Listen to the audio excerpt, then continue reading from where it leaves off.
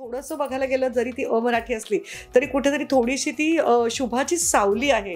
Actually ती माझी जाऊ असली तरी we are very good friends. आमची खूप छान मैत्री आहे दोघींची because we genuinely like each other. माझा मेहुणा मात्र माझ्या सगळ्या गोष्टी आवर्जून माझ्या बहिणीपेक्षा जास्त बघत असतो आणि जे चुकीचं नाही आहे. तिचं म्हणणं की मी लग्नाआधीच सांगितलं होतं की मला जॉईंट फॅमिलीत नाही राहायचंय. नमस्कार, मी अंकिता शिंदे. इट्स मज्जा मराठीमध्ये तुम्हा सगळ्यांचं स्वागत. आई आणि बाबा रिटायर होत आहे त्या मालिकेच्या सेटवर आहे आणि सध्या माझ्यासोबत आहे आपल्या सगळ्यांच्याच आवडत्या अभिनेत्री निवेदिता मॅम. मॅम कशा आहात? मस्त. बरं मॅम, नुकताच वाढदिवस झाला तुमचा, त्यामुळे त्याच्या आधी सगळ्यात आधी तुम्हाला खूप साऱ्या शुभेच्छा. ज्या पद्धतीने तुम्ही काम करत आहात, म्हणजे तुम्ही एव्हरग्रीन आहातच, पण म्हणतात ना वयानुसार माणूस थांबतो, पण तुम्ही अजून जास्त किंवा एक गोल सेट करत आहात, तर याबद्दल काय सांगाल? कारण तितकंच काम करत राहणं या वयात सुद्धा किती चॅलेंजिंग असतं किंवा किती एन्जॉय करताय?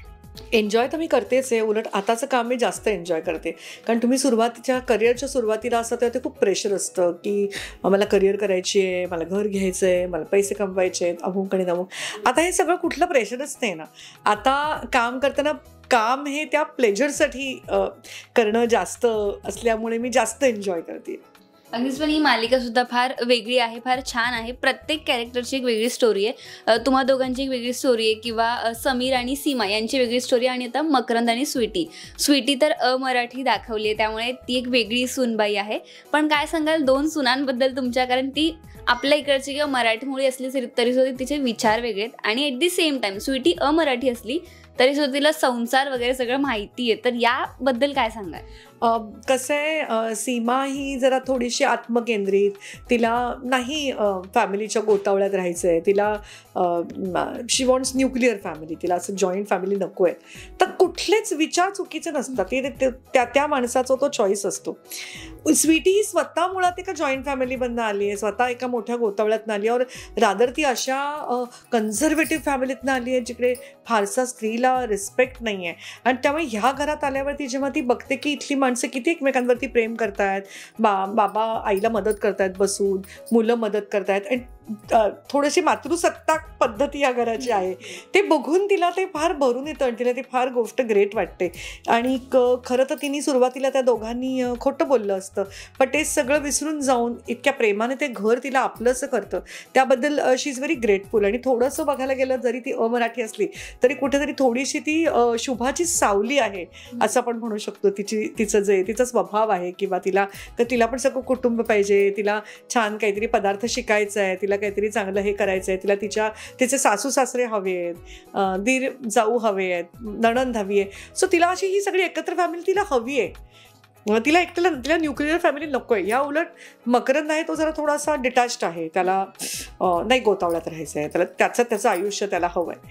आणि समीर परत असा आहे की जो म्हणूया आपण मम्माच बॉय आहे आणि ज्याला प्रचंड आईवडिलांबद्दल प्रेम आहे.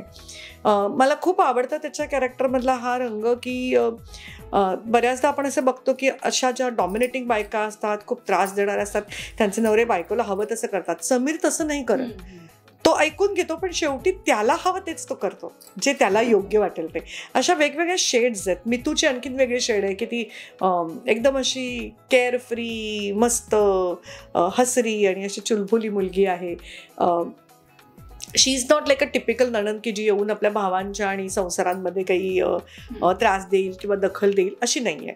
सो असं प्रत्येक कॅरेक्टर त्याचं एक खूप छान बॅक स्टोरी पण म्हण किंवा एक वेगळी पर्सनॅलिटी घेऊन येते.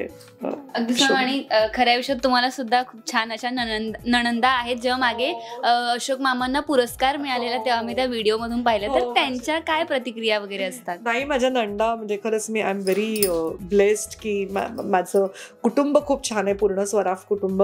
माझ्या मोठ्या नणंद म्हणजे आई बाबांच्या सगळी आम्हाला ताई भाऊजी आहेत, त्याच्यामुळे ते डेट्रॉईटला असतात, पण प्रत्येक एपिसोड माझ्या सिरियलचा ते बघतात आणि अशोकच्या सुद्धा.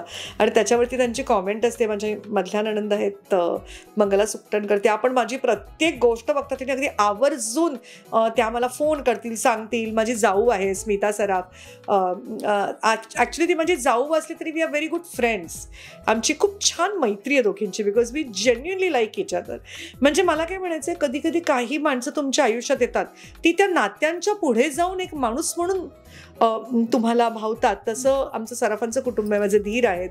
आणि सर्वात आता पुढे जाऊन आमच्या घरात ज्या सुना आल्या आहेत, आमची विनिता काय किंवा करिश्मा काय, या सराफांच्या 2 सुना आहेत. त्या दोघी अतिशय गोड आहेत, दोघी कर्तबगार आहेत. एक चार्टर्ड अकाउंटंट आहे, एक नेटफ्लिक्सवरती चांगल्या पोस्टवरती आहे.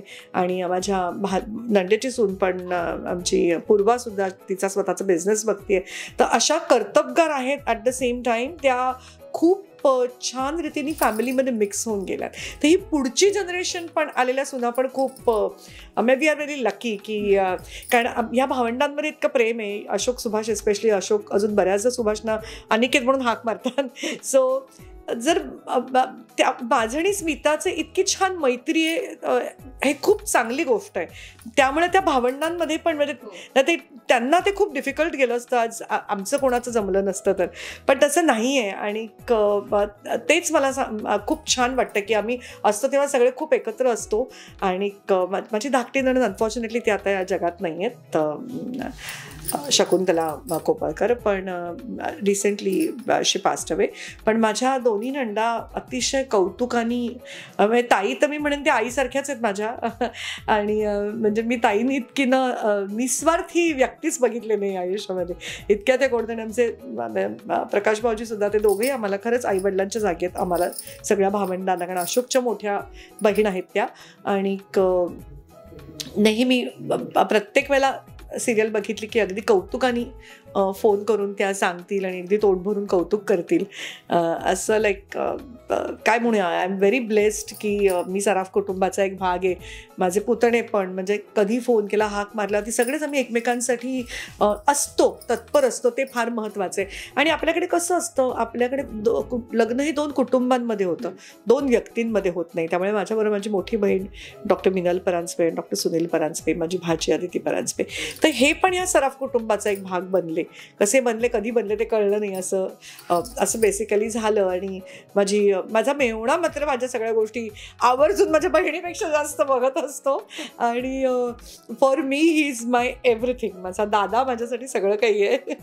त्यामुळे तर तो अगदी आवर्जून सगळं बघत असतो माझं. काही म्हणजे कुठली सिरियल असू दे, काही असू दे, तो आवर्जून बघतो. इन शॉर्ट कुठेतरी या हॅपी फॅमिलीचा आपल्यावर सुद्धा तितकाच चांगला परिणाम होत असतो. हो, नक्कीच. आणि मला तेच म्हणायचं आहे की कसं असतं ना, प्रत्येकाने एकमेकांची स्पेस दिली ना त्या फॅमिलीमध्ये, की तुम्ही फॅमिली म्हणून एकत्र पण येता, ॲट द सेम टाईम तुम्ही तुमच्या स्पेसमध्ये तुमचं तुम्ही आयुष्य पुढे नेत असता, जे मला असं वाटतं की फार गरजेचं आहे आत्ताच्या काळामध्ये. अगदीच मॅम, पण सध्या मालिकेमध्ये स्वीटीचं मेहंदी सोहळा वगैरे असणार आहे, तर त्याबद्दल काय सांगाल? कशा पद्धतीने आम्हाला मकरंद आणि स्वीटीचा लग्न सोहळा पाहायला मिळणार आहे? ग्रँड असणार आहे की काय साधारणतः असणार आहे? बघा आता काय आहे, आमचे बाबा रिटायर झालेले आहेत. आता रिटायरमेंट नंतर आलेले पैसे आम्ही ठरवलं होतं की फक्त आमच्यासाठी खर्च करायचे. म्हणजे खूप सुंदर एक वाक्य होतं त्याच्यामध्ये की हे पैसे कमवताना कदाचित आपण एकत्र नसू, असं ते सांगतात शुभाला, पण ते पैसे खर्च करताना मात्र आपल्याला त्या एकमेकांचा सहवास मिळाला पाहिजे आणि आपण एकत्र असलं पाहिजे. पण तरी ते आईच आहे ना, आईची माया म्हणतात ना लटकोडगी असते, ती मुलांमध्येच ती अडकलेली असते जास्त वेळा. त्यामुळे तिला असं वाटतं की नाही, 2 मोठ्या मुलांचं पण लग्न केलं, ह्याचं पण लग्न थाटात केलं पाहिजे. आणि त्यामुळे त्याच्यातले आता आणखीन पैसे आमचे आता खर्च होत आहेत. पण ते दुःख नाही, कारण मुलांच्या आनंदापुढे पैशाला काही महत्त्व नाही आहे. तर थाटातच लग्न करायचं आहे मकरंद सुद्धा. जितक्या थाटात मितूचं केलं, जितक्या थाटात आम्ही समीरचं केलं, तितक्याच थाटात आता स्वीटीचं पण लग्न होणार आहे. आणि काय, स्वीटीचे आईवडील इथे नाही आहेत, त्यांच्यात जे काही वादविवाद झाले, त्यांनी मुलीचं नाव टाकलं, त्याच्यामुळे सध्या तरी स्वीटीचा सासर आणि माहेर दोन्ही आम्हीच आहोत. त्यामुळे स्वीटीचे आम्ही आई बाबा पण आहोत आणि स्वीटीचे आम्ही सासू सासरे पण आहोत. तर त्या प्रेमानेच आम्ही स्वीटीला या घरामध्ये आता परत वेलकम करणार आहोत. अगदीच मॅम, पण आता ना लग्न म्हटलं की संगीत असतं, मेहंदी असते आणि बरेच प्रकार असतात, फॅमिली गेट टुगेदर असतं. पण पूर्वीच्या काळी किंवा तुम्ही जेव्हा लग्न केलं तेव्हा मेहंदी किंवा संगीत हा प्रकार होता का? संगीत असं नाही, पण मेहंदी होती. हळद आपल्याकडे, हळदीचा जरा समारंभ आता बघ, म्हणजे मी आमच्याकडे जोशांकडेही हळदीचा समारंभ छान असतो नेहमी, पण तो घरातले सगळे नातेवाईक एकत्र येऊन जास्त करून तो केला जातो.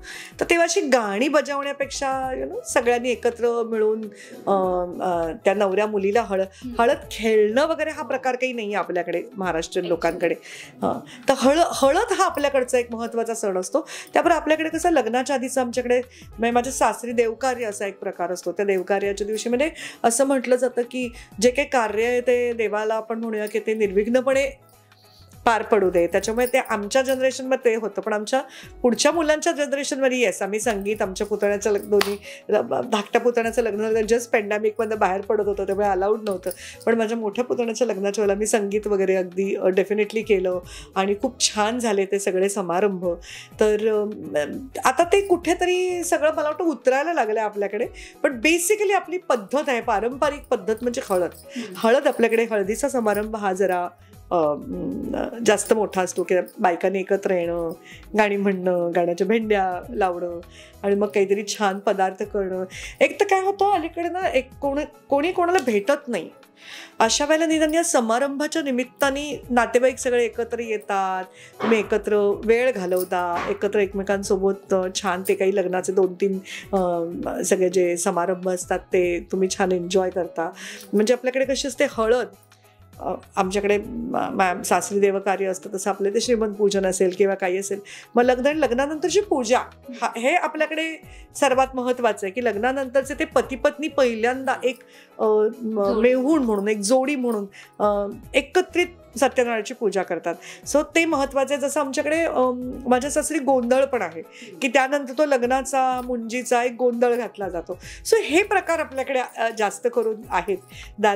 संगीत किंवा सगळे हे नॉर्थ इंडियन गोष्टी, ढोलक घेऊन बसणं, गाणी बजावणी, हे सगळं थोडंसं पंजाबी आम्हाला वाटतं सिनेमाकडनं सगळंच कल्चर आपल्याकडे येत असतं आणि शेवटी आपण एकमेकांच्या सगळ्या गोष्टी मला असं वाटतं आपण आनंदाने घेतल्या पाहिजेत. मला छान वाटतं ते तसं पण संगीत असणं, कारण एकत्रित येऊन मजा करणं, मग ती मजा काही असू दे, मग सगळ्यांनी येऊन नाचगाणं करणं ही पण मजाच आहे. अगदीच खूप छान विचार आहे. पण नुकतीच मालिका सुरू झाली, त्यानंतर काही एपिसोड झाले आणि आता लग्न समारंभ, त्यामुळे हळूहळू कथानक पुढे जात आहे. पण जाता जाता तुम्हाला प्रेक्षकांना काय सांगायचं, काय अपील करायचं की मालिकेत पुढे साधारणतः कसं वळण येणार आहे किंवा काय पाहायला मिळणार आहे? मला तुम्हाला सांगायचं नक्की की आई आणि बाबा रिटायर होतात. ह्या मालिकेमध्ये ना टिपिकल मालिकांमध्ये असतात तसे हिरो हिरोईन व्हिलन कोणीतरी एक असं दुष्ट बिष्ट असं काही नाहीच आहे.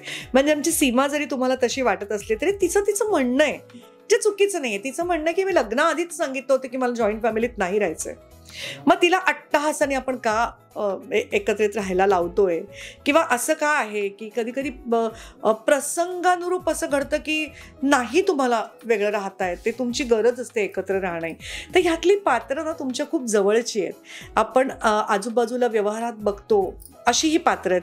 भाषा पण आमचं लेखन खूप उत्तम आहे.